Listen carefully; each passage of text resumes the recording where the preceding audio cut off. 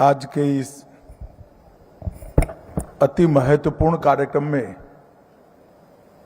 मेरे साथ मंच पर उपस्थित गुजरात राज्य के लोकप्रिय मुख्यमंत्री श्रीमान भूपेंद्र भाई पटेल, गुजरात विधानसभा के अध्यक्ष और बनास डेयरी के चेयरमैन श्रीमान शंकर भाई चौधरी, मोदी जी की मंत्रिपरिषद में मेरे साथी श्रीमान मुरलीधर मोहोल जी, गुजरात के सहकारिता मंत्री श्री जगदीश भाई पंचाल, राष्ट्रीय सहकारी संघ के अध्यक्ष जिनके तत्वाधान में ये कार्यक्रम हो रहा है ऐसे श्री दिलीप भाई सांघानी, नाफेड के अध्यक्ष श्री जेठाभाई भरवाड़, सहकारिता सचिव श्रीमान आशीष भूटानी, क्रिप्को के अध्यक्ष श्री चंद्रपाल सिंह जी, कोंडारू रविंद्र राव अध्यक्ष नेपकॉप, श्री अजय भाई पटेल गुजरात राज्य सहकारी बैंक के अध्यक्ष, श्री ज्योतिंद्र भाई मेहता अर्बन कोऑपरेटिव फेडरेशन के अध्यक्ष, श्री घनश्याम भाई अमीन राज्य सहकारी संघ के अध्यक्ष, श्री अवस्थी एमडी इपको, मिनेश भाई शाह अध्यक्ष एनडीडीबी, श्यामल भाई पटेल अध्यक्ष अमूल और आज के कार्यक्रम में देश भर से आए हुए और विशेषकर मेरे गुजरात से आए हुए प्यारे सभी सहकारी भाई बहनों का मैं स्वागत करता हूं। मित्रों, आज कई प्रकार से ये महत्वपूर्ण दिन है। सबसे पहले 102वां सहकारी अंतर्राष्ट्रीय सहकारी दिन है। 102 साल से एक प्रकार से आज के दिन को गिन ले तो देश भर के लोग इस दिन को सहकारिता के दिन के रूप में मनाते हैं। दुनिया में भी अंतर्राष्ट्रीय सहकारी दिन की इसकी मान्यता है और आज मैं देश और दुनिया के गुजरात के सहकारिता क्षेत्र में काम करने वाले सभी सहकारी कार्यकर्ताओं को हृदय पूर्वक सहकारिता दिन की बहुत बहुत शुभकामनाएं देता हूं। आज मेरे जैसे कई कार्यकर्ताओं के लिए बहुत बड़ा दिन है। आज डॉक्टर श्यामा प्रसाद मुखर्जी का जन्म हुआ था। श्यामा प्रसाद जी, आज देश में बंगाल है तो इसका एकमात्र कारण श्यामा प्रसाद मुखर्जी है। आज देश में कश्मीर है तो इसका एकमात्र कारण श्यामा प्रसाद मुखर्जी। श्यामा प्रसाद मुखर्जी ने ही एक देश में दो विधान, दो प्रधान, दो निशान नहीं चलेंगे ये आंदोलन का नेतृत्व किया और लड़ाई लड़ते लड़ते अपना बलिदान दिया। और आज देखिए, सालों पहले इस महापुरुष ने जिसको देश और दुनिया के सामने रखा था, नरेंद्र भाई के नेतृत्व में कश्मीर से दो विधान, दो प्रधान और दो निशान समाप्त हो गए हैं और तिरंगा बड़े शान से कश्मीर में लहरा रहा है। मैं आज श्यामा प्रसाद जी को बड़े मनपूर्वक और विनम्रता से श्रद्धांजलि देना चाहता हूं। आज बाबू जगजीवन राम की भी पुण्यतिथि है। बाबूजी ने इस देश के दलितों के लिए, पद दलितों के लिए ढेर सारे इनके विकास के अभियान चलाए और बाबूजी ने एक नींव रखी सामाजिक समरसता की और धर्म परिवर्तन के विरोध की और इसी नींव के चलते आज देश इस रास्ते पे आगे बढ़ रहा है। और हम सब के लिए एक और दृष्टि से भी महत्वपूर्ण दिन है क्योंकि आज के ही दिन मोदी जी ने स्वतंत्र सहकारिता मंत्रालय की स्थापना की। कई सालों से सहकारिता क्षेत्र की मांग थी कि एक स्वतंत्रता सहकारिता मंत्रालय बनाया जाए, परंतु कांग्रेस के आकाओं को इसकी जरूरत महसूस नहीं होती थी। मोदी जी गुजरात की धरती से आते हैं, जहां से सरदार पटेल, त्रिभुवनदास पटेल और महात्मा गांधी ने सहकारिता की नींव डालने का काम किया था। और उसी क्षेत्र से जब मोदी जी प्रधानमंत्री बनकर गए, इसी राज्य से गए, इन्होंने सहकारिता की आज की जरूरियात को समझकर स्वतंत्र सहकारिता मंत्रालय भारत सरकार में स्थापना करने का काम हमारे नेता, देश के प्रधानमंत्री नरेंद्र मोदी जी ने किया। मैं आप सभी को अपील करना चाहता हूं कि बड़े जोर से, करतल ध्वनि से मोदी जी का हम सब ने धन्यवाद करना चाहिए। भाइयों बहनों, आज नैनो यूरिया के लिए गुजरात के मुख्यमंत्री भूपेंद्र भाई ने बहुत महत्वपूर्ण निर्णय लिया है। नैनो यूरिया और नैनो डीएपी पर 50% की सब्सिडी दी है। इस मौके पर मैं गुजरात सरकार का तो धन्यवाद करता ही हूं, साथ में सभी किसानों को भी अपील करना चाहता हूं कि आप एक बार नैनो यूरिया का छिड़काव करते हैं, बाद में थैली से घन यूरिया डालने की जरूरत नहीं है। इससे आपका क्रॉप भी बिगड़ेगा, भूमि भी बिगड़ेगी। ये तरल नैनो यूरिया और तरल नैनो डीएपी जो है, प्रवाही यूरिया और प्रवाही डीएपी है, ये पर्याप्त है आपके क्रॉप के लिए, ये पर्याप्त है ज्यादा उत्पादन के लिए। ये दोनों का छिड़काव करने से निश्चित रूप से आपका क्रॉप और भूमि ही बिगड़ेगी, खाने वालों का स्वास्थ्य भी बिगड़ेगा। इसलिए मैं विनम्र अनुरोध करना चाहता हूं गुजरात के किसानों, सरकार ने इसको सस्ता किया है, छिड़काव करिए। मोदी जी ने ड्रोन दीदी की योजना लाए हैं, हमारे गांव की बहनों को छिड़काव के लिए ट्रेनिंग करिए और धरती माता के स्वास्थ्य की हम सब चिंता करें।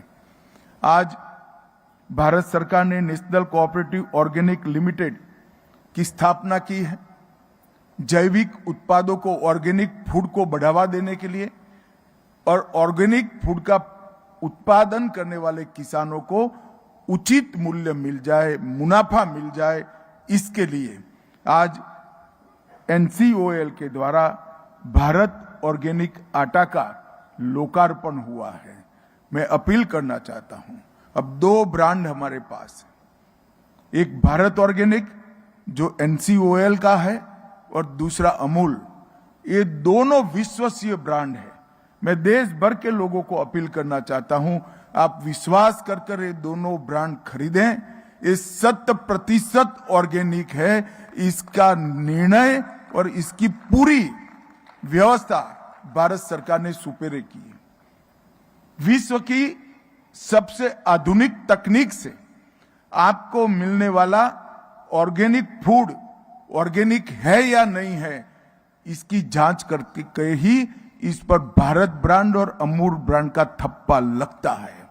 विश्वास के साथ इसको खरीदिए और अपने परिवार का, अपने बच्चों का, आप स्वास्थ्य का ध्यान रखिए। अमूल ने भी आज दिल्ली में ऑर्गेनिक प्रोडक्ट की शॉप का उद्घाटन किया है। भाई और बहनों, हमारे देश में सहकारिता कोई ये नया विचार नहीं, 125 साल पुराने इस विचार को हमारे पुरखों ने अपनाया था। सरदार पटेल और महात्मा गांधी जैसे, गाडगिल जी जैसे, वैकुंठ भाई मेहता जैसे, त्रिभुवनदास पटेल जैसे कई मनुष्यों ने इसकी शुरुआत की, परंतु एक समय आया जब ये विचार लड़खड़ा गया और धीरे धीरे धीरे सहकारिता आंदोलन मंद पड़ता गया, धीरा पड़ता गया। मोदी जी ने सहकारिता की रिलेवेंसी को, आज भी सहकारिता कितना महत्वपूर्ण है, इसको पहचानते हुए नए सहकारिता मंत्रालय की स्थापना की है। आज हम एक मकाम पर खड़े हैं। 125 साल पुराना सहकारिता आंदोलन आज देश के कई क्षेत्रों में महत्वपूर्ण योगदान रहा है। कृषि ऋण के वितरण में 20%, फर्टिलाइजर के वितरण में 35%, उत्पादन में 21%, चीनी में 31% उत्पादन, गेहूं की खरीदी में 13% और धान की खरीदी में 20%। एक महत्वपूर्ण योगदान ग्रामीण अर्थव्यवस्था और एग्रीकल्चर अर्थव्यवस्था में कोऑपरेटिव सेक्टर दे रहा है। नाफेड, इफको, अमूल, क्रिप्को, कई सारी हमारी सहकारी संस्थाएं विश्व भर में प्रसिद्ध हुई हैं, मगर इससे संतोष नहीं लेना है। समय आ गया है कि ये 5 साल में हम ऐसी मजबूत नींव डालें कि अगले 125 साल तक सहकारिता हर घर और हर गांव में पहुंचे। ये हमने करना है। सरकार ने अपना काम कर लिया है और कई सारी नई योजनाएं सरकार लेकर आई है। आज मैं 2 चीजों का जरूर जिक्र करना चाहता हूं। सहकारिता के माध्यम से भारत सरकार ने इथेनॉल को और मक्के का उत्पादन करने वाले किसानों की समृद्धि बढ़े, इसके लिए ढेर सारे कदम उठाए। मक्के के किसानों का बड़ा कंप्लेन था कि मक्के के उचित दाम नहीं मिलते हैं। अब हमने व्यवस्था कर दी है कि मक्के की खरीद हमारे दोनों कोऑपरेटिव के माध्यम से ऑनलाइन कर दी जाएगी। आपको जितना मक्का उत्पाद करना है इतना करिए, वो एमएसपी पर खरीदा जाएगा और इससे इथेनॉल बनाया जाएगा।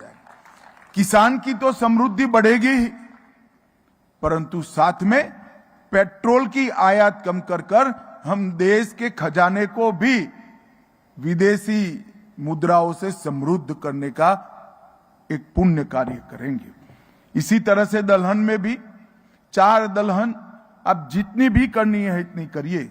नाफेड और हमारा कंज्यूमर कोऑपरेटिव है, ये दोनों के माध्यम से आपका दलहन 100% एमएसपी पर खरीदने का हमने काम किया है और मैं मानता हूं इसका जितना हो सके उतना प्रचार हमने करना चाहिए। भाइयों और बहनों, आज एक थोड़ा हल्का सा जिक्र कोऑपरेशन एमॉन्ग्स कोऑपरेटिव, सहकारिता सहकारी संस्थाओं के बीच में, इसका जिक्र किया है। मैं आज आपके माध्यम से देश भर के सहकारिता क्षेत्र के कार्यकर्ताओं को अपील करना चाहता हूं।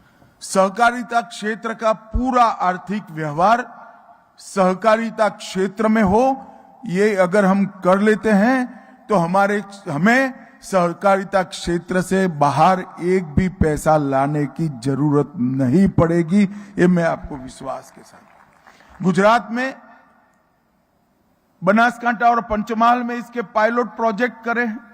मैं आपको बताना चाहता हूं, सिर्फ ये 2 जिलों के अंदर 785 करोड़ रुपए की डिपॉजिट हम बढ़ाने में सफल हुए, सिर्फ 2 जिले के अंदर। अगर देश के सभी जिलों में हो जाए तो हमारे पास पर्याप्त धन होगा, जिससे सहकारिता का बाग फल फूल कर बहुत बड़ा हो जाएगा। और 0% इंटरेस्ट पर 23,000 से ज्यादा केसीसी कार्डों का वितरण हुआ है। 3.8 लाख रुपए डेबिट कार्ड, जो बहुत कम ऋण में हमारे किसान भाई और दूध उत्पादन करने वाली माताओं को ऋण देता है, वो रुपए डेबिट कार्ड उनको दिए गए हैं। और एक प्रकार से दोनों जिलों में ऊर्जा का संचार हो रहा है। ये कार्यक्रम के बाद मैं बनासकांठा और पंचमहाल जा रहा हूं, परंतु मेरा नाबार्ड और सभी देश भर की राज्य सहकारी बैंकों से आग्रह है कि डिस्ट्रिक्ट कोऑपरेटिव बैंक को साथ में रखकर, जिला दूध उत्पादक संघ को साथ में रखकर, हर डेयरी, हर पैक्स, हर सहकारी संस्था जिले की अपना अकाउंट डिस्ट्रिक्ट कोऑपरेटिव बैंक या स्टेट कोऑपरेटिव बैंक में खुलवाएं। अपना सारा जमा राशि, सारा डिपॉजिट कोऑपरेटिव संस्थाओं में करें। इससे सहकारिता क्षेत्र मजबूत भी होगा, पूंजी भी बढ़ेगी और हमारी ऊर्जा और आत्मविश्वास दोनों बढ़ेंगे। मुझे आशा है कि कोऑपरेशन अमॉन्ग्स कोऑपरेटिव का ये जो कंसेप्ट है, इसको पूरा देश स्वीकार करेगा और हमारी ताकत बढ़ेगी। सहकार से समृद्धि, ये हमारे देश के प्रधानमंत्री मोदी जी ने नारा दिया है, ऐसे ही नहीं दिया है। मैं आप सभी को ये नारे के पीछे का चिंतन बताना चाहता हूं। इस देश में 30 करोड़ गरीबों को मोदी जी ने 10 साल के अंदर इनकी दैनंदिन जरूरियातों से मुक्त कर दिया। इसको घर दे दिया, घर में बिजली दे दी, शौचालय दे दिया, पीने का पानी दे दिया, 5 किलो खाने का अनाज मुफ्त दे दिया और गैस का सिलेंडर भी दे दिया। ये 30 करोड़ लोग ऐसे हैं जिनका पूरा जीवन ये बेसिक सुविधाओं को प्राप्त करने में पूरी पीढ़ियां चली जाती थी। ये सारा काम 10 साल के अंदर मोदी जी ने पूरा कर दिया है। अब उनके पास लक्ष्य नहीं है, मगर उनके पास लक्ष्य है। वो आगे बढ़ना चाहता है, वो अपने बच्चों के लिए स्कूटी लाना चाहता है, घर में एक अच्छा पंखा लगाना चाहता है, माँ बीमार है तो कूलर लगाना चाहता है, वो पुरुषार्थ करना चाहता है, मेहनत करना चाहता है, मगर पूंजी नहीं है। अगर पूंजी नहीं है और देश के विकास के लिए योगदान देना है, पूंजी नहीं है और अपना विकास करना है, तो इसका एकमात्र रास्ता, एकमात्र मंत्र सहकारिता है, इसके अलावे नहीं हो सकता। अमूल इसका उदाहरण है। 100 रुपए से ज्यादा पूंजी किसी बहन ने नहीं लगाई है। 35 लाख बहनें आज सिर्फ 100 रुपए की पूंजी निवेश कर 60,000 करोड़ रुपए का व्यापार कर रही है। ये इसका सबसे बड़ा उदाहरण है। 100 रुपए की सिर्फ पूंजी से नरेंद्र मोदी जी ने सहकार से समृद्धि जो मंत्र दिया है, ये मंत्र के पीछे आजादी के 75 साल के बाद भी ये जो 30 करोड़ लोग पिछड़े हुए हैं, आर्थिक रूप से पिछड़े हुए, इनके जीवन में आत्मविश्वास, खुशी और समृद्धि देना है। वो परिश्रम करें, अपने पैर पर खड़े हों और उनकी आने वाली पीढ़ियां भारत की अच्छी नागरिक बनकर भारत के विकास में योगदान दे पाए। इसलिए कोऑपरेटिव को समृद्ध करना है। भारत सरकार के सहकारिता मंत्रालय ने ढेर सारे कदम उठाए। सबसे पहले हमने एक डेटाबेस तैयार किया है। कौन से राज्य में कितनी कोऑपरेटिव है, कौन से जिले में कितनी, कौन सी तहसील में कितनी है और कौन से गांव कोऑपरेटिव एक्टिविटी के बगैर के हैं। आज मेरे टेबल पर बैठकर दिल्ली में मैं एक गांव, इसमें डेयरी है या नहीं है, पैक्स है या नहीं है, ये उपलब्ध है। ये सारा डेटा डिस्ट्रिक्ट कोऑपरेटिव रजिस्ट्रारों के पास भी उपलब्ध है और हमने अभियान चला है 2 लाख पैक्स और डेयरी बनाने का। मैं आज देश भर के जिला रजिस्ट्रार, जिला कोऑपरेटिव बैंकों के अध्यक्ष और दूध संघों के अध्यक्ष को अपील करना चाहता हूं, आप डेटाबेस का उपयोग करिए और जहां खाली जगह है वहां नई सहकारी संस्था स्थापने की शुरुआत करिए, तब जाकर हमारा काम आगे बढ़ेगा। देश का कोई राज्य ऐसा ना हो, कोई जिला ऐसा ना हो जहां वायबल डिस्ट्रिक्ट कोऑपरेटिव बैंक और वायबल जिला दूध उत्पादक संघ न हो। ये करेंगे तभी हम आगे बढ़ा पाएंगे, इसके बेस को विस्तृत कर पाएंगे और समृद्धि हर गरीब के घर पर, हर ग्रामीण के घर में पहुंचाने का हम काम कर पाएंगे। इसलिए हमने सहकारिता से युक्त पंचायत की कल्पना करी। इस देश में आज भी 2 लाख पंचायतें ऐसी हैं जहां एक भी कोऑपरेटिव संस्था नहीं है। हमने लक्ष्य रखा है अगले 5 साल में ये 2 लाख पंचायतों में मल्टीपर्पज पैक्स बनाने का काम हम सब साथ में मिलकर करना। यहां डिस्ट्रिक्ट कोऑपरेटिव बैंक के चेयरमैन को भी मैं देखता हूं, भैया इलेक्शन का विचार मत करना कि नए गांवों में पैक्स बनेंगे तो आपको चुनेंगे या नहीं चुनेंगे। आपके भाग्य में नहीं है तो इतने पैक्स भी आपको हरा सकते हैं। हमने कोऑपरेटिव मूवमेंट की सोचनी चाहिए। अगर आप कोऑपरेटिव मूवमेंट को मजबूत करोगे तो सारे कोऑपरेटिव मूवमेंट के साथ जुड़े हुए किसान आपको बार बार चुनकर लाएंगे और फिर से एक बार सेवा करने का मौका देंगे। हम इसमें अवरोध न बने, हम इसको आगे बढ़ाने का काम करें। भाइयों और बहनों, इसके साथ साथ पैक्स क्यों वीक पैक्स बन जाते हैं, इसका भी हमने संशोधन किया, क्योंकि ऋण देने में, कृषि ऋण देने में कोई ज्यादा मुनाफा बचा नहीं है, होना भी नहीं चाहिए। किसानों को सस्ते दर से ऋण मिलना ही चाहिए। तो हमने पैक्स के मॉडल बायलॉज बनाए और मुझे आनंद है कि पैक्स स्टेट सब्जेक्ट होने के बावजूद कश्मीर से कन्याकुमारी और आसाम से लेकर द्वारका तक हर राज्य ने मॉडल बायलॉज एक्सेप्ट किए हैं और सबके बायलॉज बदल दिए। हमने पैक्स को मल्टीपर्पज बनाया।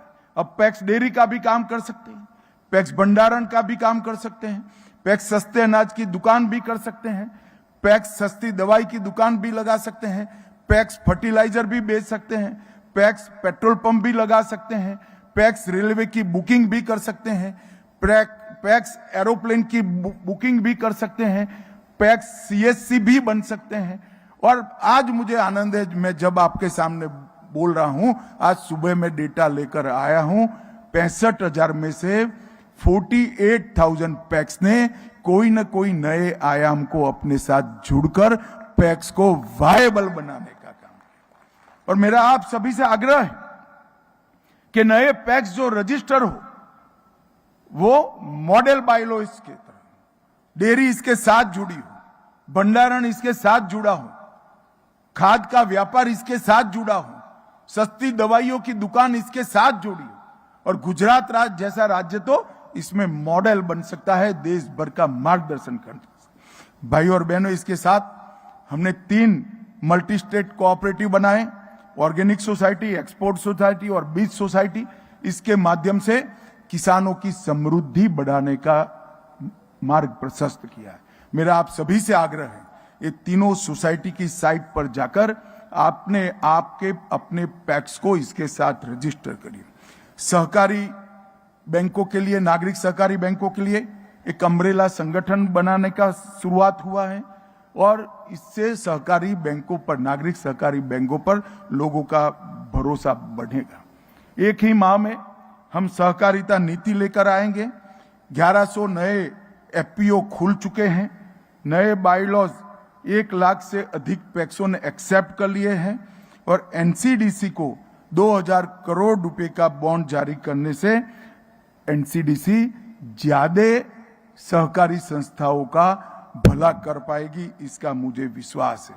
अर्बन कोऑपरेटिव बैंक को नई शाखाएं खोलने का लक्ष्य मिला है। पीएसएल के लक्ष्यों की आग्रह जो था, इसमें भी 2 साल बढ़ाने का निर्णय किया है। सहकारी बैंकों को व्यक्तिगत आवास ऋण की सीमा 2 गुनी कर दी गई है और आयकर का लाभ और नकद उठाने का सीमा दोनों में बढ़ोतरी की है। मैट में 18% से कंपनियों की तरफ 15% लाए हैं और चीनी सहकारी मिलों के सालों से पेंडिंग चीज थी, वो 15,000 करोड़ का उनका इनकम टैक्स के क्लेम को कानून बनाकर निरस्त करने का काम हमारे नेता नरेंद्र मोदी जी ने किया। भाई और बहनों, मैं आज इस माध्यम से देश भर के सहकारिता क्षेत्र के कार्यकर्ताओं को शुभकामनाओं के साथ साथ आह्वान भी करना चाहता हूं कि आइए हम सब साथ में मिले और सहकारिता को हमारे देश का अर्थतंत्र का एक मजबूत स्तंभ बनाएं। न केवल स्तंभ बनाएं, 30 करोड़ गरीब लोगों के जीवन में, करोड़ों ग्रामीण लोगों के जीवन में सुविधा, समृद्धि और आत्मविश्वास को जगाने का काम करें, उनके जीवन को सुचारू रूप से आगे बढ़ाने का हम प्लेटफॉर्म दें। एक टीम की तरह काम करते हुए इस आंदोलन को हम आगे बढ़ाएं, यही मेरी अभ्यर्थना है। मैं आपको विश्वास देना चाहता हूं भाई और बहनों, 2029 में जब सहकारिता दिन मनाया जाएगा, एक भी पंचायत ऐसी नहीं होगी जहां पैक्स नहीं होगा, जहां डेयरी नहीं होगा और जिला कक्षा की संस्थाएं नहीं होंगी। इसके लिए आप सबका साथ चाहिए, आप सबका सहकार चाहिए। मुझे भरोसा है ये मिलेगा। हमने मोदी जी के स्वप्न को साकार करना है और गरीबों की सेवा के लिए आगे का सहकारिता का एक शतक हमें आगे ले जाना है। आप सबका मैं हृदय से धन्यवाद करना चाहता हूं। आज सहकारिता दिन भी है, सहकारिता मंत्रालय की स्थापना का भी दिन है और मेरे जैसे के लोगों के लिए बहुत महत्वपूर्ण है। आज श्यामा प्रसाद मुखर्जी का जन्मदिन है। तीनों की मैं बहुत बहुत शुभकामनाएं देकर मेरी बात को समाप्त करता हूं। वंदे मातरम। बहुत बहुत धन्यवाद माननीय केंद्रीय मंत्री जी आपके इन बहुमूल्य मार्गदर्शन के लिए।